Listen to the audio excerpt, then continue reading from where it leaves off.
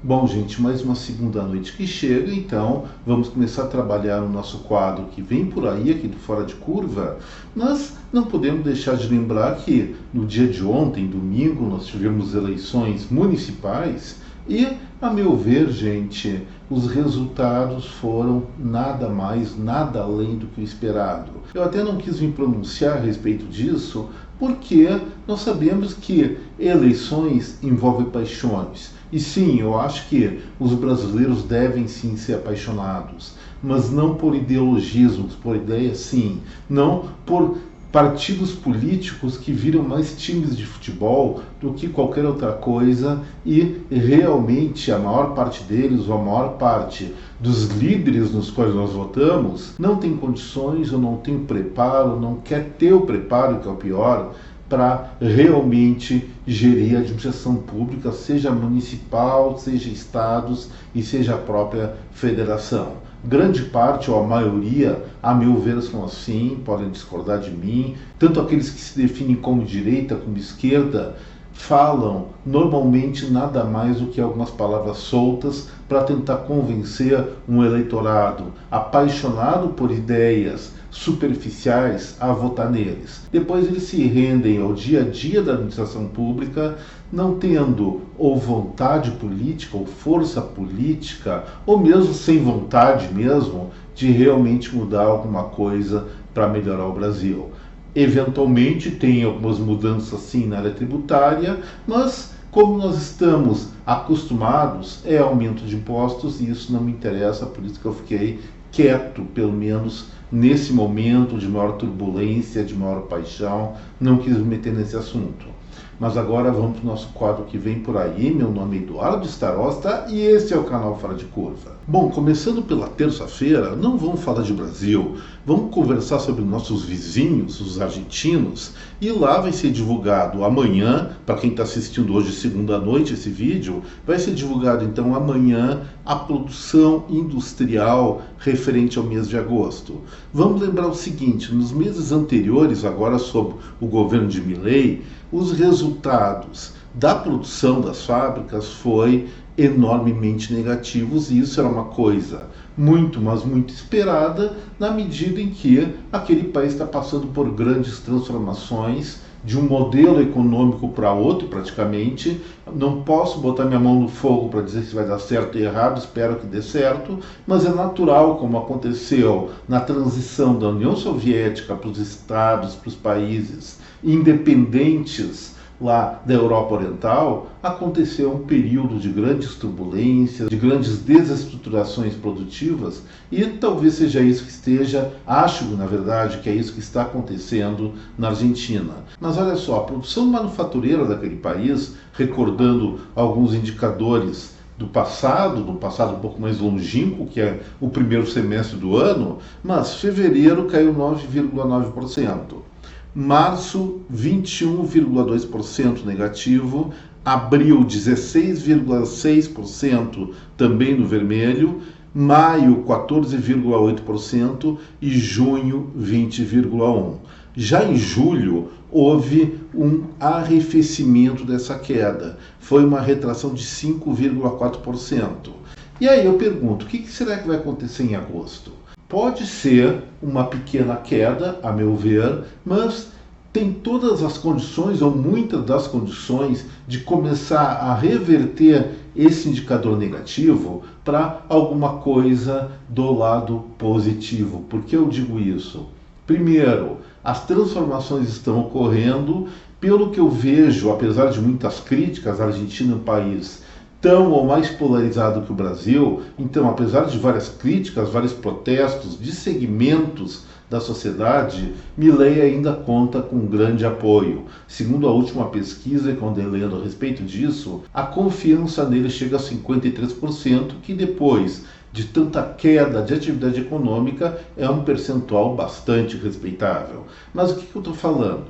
Tem duas hipóteses para a economia ou para a indústria argentina começar a reagir. Em primeiro lugar, que ela já caiu de monte. Em junho caiu 20,1%, como eu falei, julho menos 5,4%, ou seja, talvez tudo que tinha para cair já foi já se perdeu. Agora, com uma base tão deprimida assim, a tendência é resultados positivos. Então, não vai ser surpresa se o indicador de agosto for algum crescimento, pode ser entre 0,5% e até 5%, mas isso não significa, gente, vamos falar a verdade, um resultado é positivo sim, mas não quer dizer que a Argentina está bem, ela tem muito para recuperar. E para o plano de Milei ter sucesso, pelo menos até o final do ano que vem, ele vai ter que recuperar, ou a economia vai ter que recuperar pelo menos 80% de toda a queda que houve desde o ano passado, ainda sob o governo anterior. E agora vamos para a quarta-feira aqui no Brasil, que vai ser divulgado a inflação oficial de setembro. É o IPCA do IBGE, que mede os preços ao consumidor do primeiro ao último dia útil, no caso do mês passado. Só relembrando, em agosto, nós conversamos muito sobre isso, houve uma pequena deflação de 0,02%. A perspectiva, pelo menos que está se imaginando, é que o percentual de setembro também fique perto do zero. Pode ser um pouquinho positivo, um pouquinho negativo. O fiel da balança vai ser basicamente produtos alimentares, por conta de algum efeito da estiagem, das queimadas que ocorreram muito também no mês de setembro, sobre esses produtos que frequentam a nossa mesa de almoço, de janta e café da manhã. Mas aí, por que eu estou delegando tanta importância para a inflação, que tende a ser, se não muito modesta, talvez um pouquinho negativo? Ela me diz algumas coisas. Em primeiro lugar, ela coloca em xeque o argumento do próprio Banco Central, do Conselho de Política Monetária, quando patrocinou ou liderou, definiu o aumento da Selic a semana retrasada.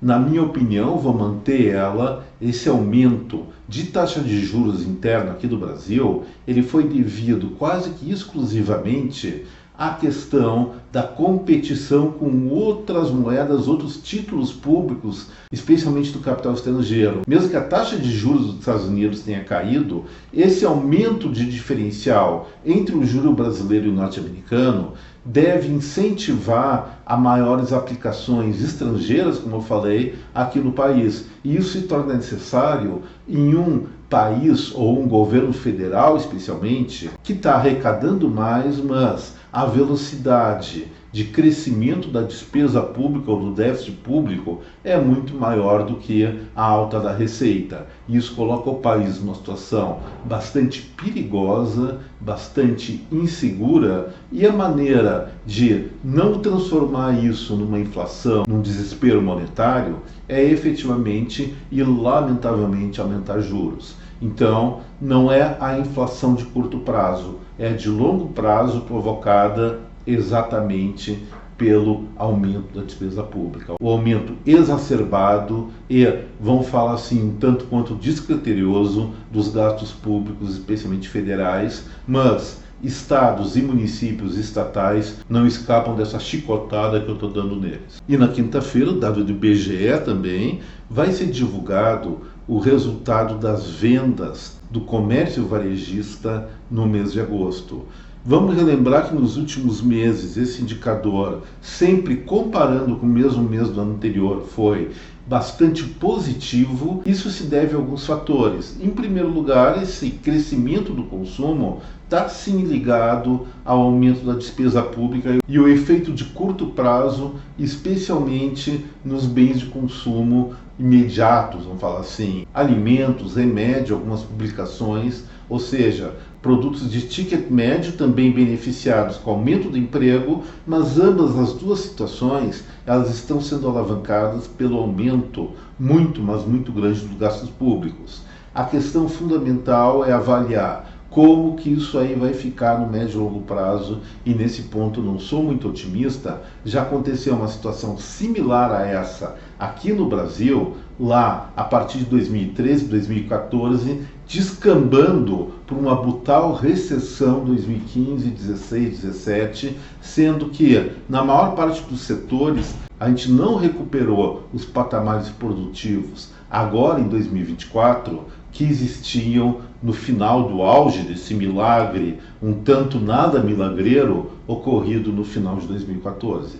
Então, o Brasil, sim, a economia brasileira está transitando numa seara, eu não vou dizer arriscada, retiro o que eu disse, eu vou dizer que é uma certeza que vai vir encrenca por aí, especialmente por essa alta de gastos públicos sem sustentação, conjugado ainda com a transição para uma reforma tributária na qual os brasileiros, em média, vão pagar muito mais impostos do que já estão pagando. Isso aí dá uma insustentabilidade, a capacidade contributiva dos brasileiros, ou da maior parte dos brasileiros, já está esgotada, e com a população com menos dinheiro, mesmo que temporariamente isso faça que o Estado fique com mais grana, no final pesa negativamente para todo mundo.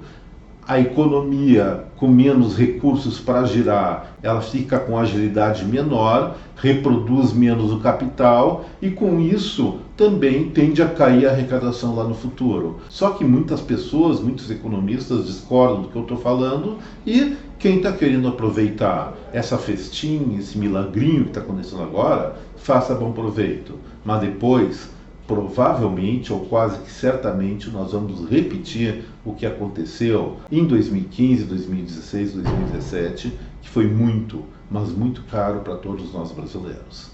E agora, para finalizar o Fora de Curva, a nossa análise de sexta, que para mim é mais importante, é o mau exemplo aquele de um país que tinha tudo, ou tem tudo, ou estava dando certo, e por conta desses ideologismos, desse aumento de intervenção de um ser poderoso na economia, na vida privada das pessoas, o país está indo para o saco. Eu estou falando, lamentavelmente, de um dos queridinhos dos imigrantes brasileiros, o Canadá, que, por sinal, vem registrando nos últimos anos mais pessoas saindo, desistindo daquele país do que novas pessoas com a esperança de ter uma vida melhor. Ou seja, saldo migratório está começando a ficar negativo no Canadá. E nisso aí nós temos alguns sintomas. A taxa de desemprego por lá, ela vem aumentando paulatinamente, pouco a pouco, mas vem aumentando a patamares bastante indesejados. Está ficando acima do que se consideraria razoável. Olha só, em agosto do ano passado, o desemprego estava em 5,4%, subiu para 5,5%, depois em novembro chegou a 5,7%, passou a 5,8% no mês seguinte, ou seja, dezembro de 23, foi aumentando e acelerando esse aumento, e a perspectiva é que supere a 6,7% no mês de setembro agora de 2024, mês passado.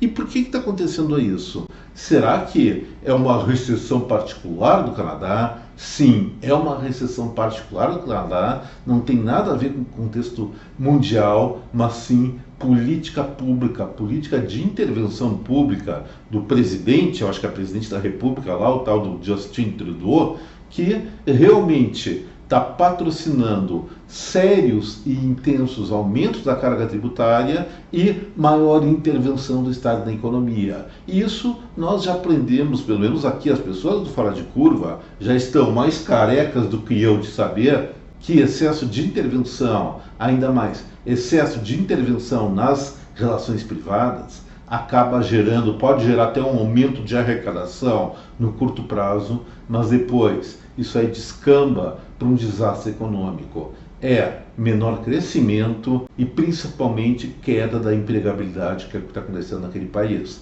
Eu espero que o Trudeau, que está fazendo, a meu ver, um governo muito desastroso, o Canadá vai se ressentir muito da presença dele durante tantos anos como presidente daquele país. As consequências do que esse sujeito está fazendo com uma das economias que até então eram das mais estáveis do mundo é realmente lamentável. E isso pode espelhar o que deve ou o que vai acontecer no Brasil nos próximos meses e anos. E eu tenho ainda mais ressentimento disso porque uma das minhas primas favoritas mora lá. Mando aí um beijo para a dona Tatiana Salti. Gente, o que eu tinha para falar hoje era isso, espero que vocês gostem desse vídeo e se gostarem, não se esqueçam, botando like, compartilhamento deste vídeo, desta película com a sua rede de contatos e aquelas pessoas que ainda não assinam Fora de Curva, poxa, É só clicar ali no botãozinho, que eu não sei na verdade qual é muito bem, mas se inscrevam no canal, pelo menos considere se inscrever no canal. Um forte abraço a cada um, deixo aqui meu até breve, voto de uma excelente semana, com muita realização, muito sucesso, tudo que desejarem, especialmente se forem coisas boas. Até breve, tchau!